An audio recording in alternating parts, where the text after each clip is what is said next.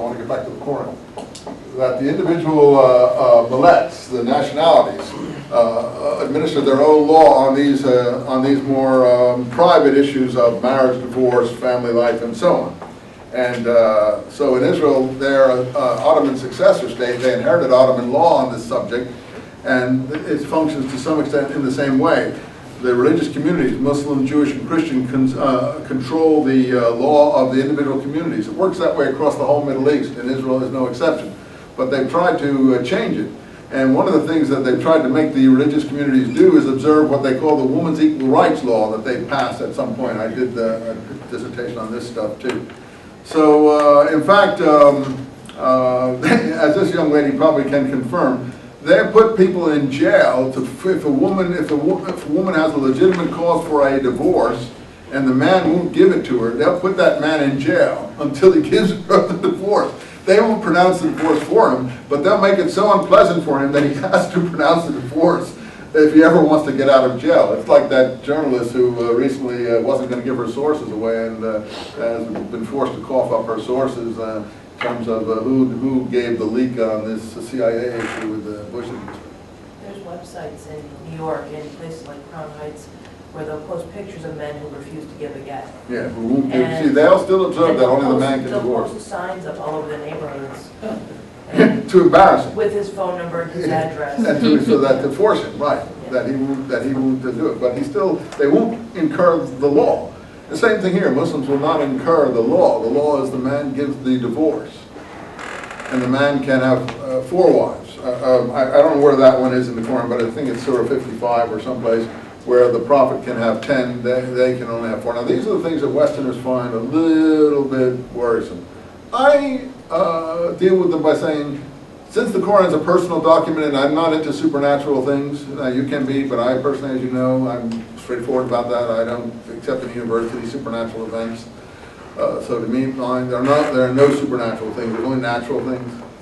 And, you know, poor dogs die when they get old, the same as humans, and that's unfortunately the way things are. And an ant that dies when I step on it, and there's no way, there's no way around that, unfortunately. I wish there were. But I would say, what I just try to tell you, I think the Prophet's early years, he's very inspired and quite impressive. But as he gets a little older, with all the pressure of communal organization and worries and cares and personal problems and wives and marriage and armies and controversy, you know, like anyone, he maybe he's even getting Alzheimer's disease. I have no idea. He shows a deterioration in his poetic powers, that's for sure. Because these verses are not poetic anymore. They're just business, you know, organizing business.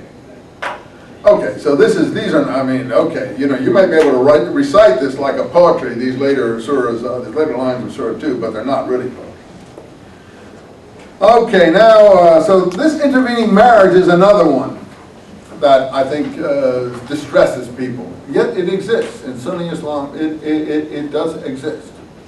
And for a while they only had paper marriage to get around it, but then in reaction to this, more religious-minded judges say, no, the intervening marriage has to be consummated, otherwise it's not an intervening marriage. That man who married her after the 3 divorces has to have consummated, had sexual intercourse with that person for the marriage to be valid.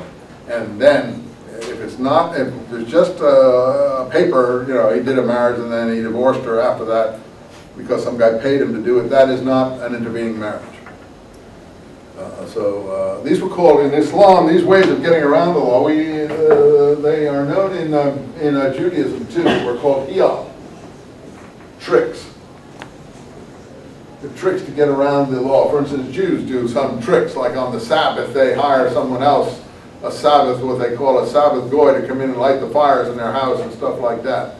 And then they have little clocks, turn the lights on and off, and electric clocks so that they don't have to actually do it, but some other clock is doing it, stuff like that, so they don't break the law of the Sabbath. These are very religious Jews. So religious Muslims and religious Jews are a lot in common on these issues, but these were called legal tricks to get around the law. And one of the tricks was to have a paper marriage. But in the theory of Islam, after the 3rd divorce, which is irrevocable, you need an intervening marriage. Okay, those are things dealt with in those passages that we just did. Let's see now, 255. There's no God but Allah, the eternal, the alive, he neither slumbereth. There's no intercession except by his leave. Now, his throne included the heavens. There's that throne imagery that we had earlier, which is somewhat like Jewish Kabbalah. The throne in Jewish Kabbalah, mysticism is called throne mysticism, Merkabah mysticism. And he seems to know it when he says, a messenger mighty and knowledgeable to the Lord of the throne. And once again, he speaks about the throne here. And that's pretty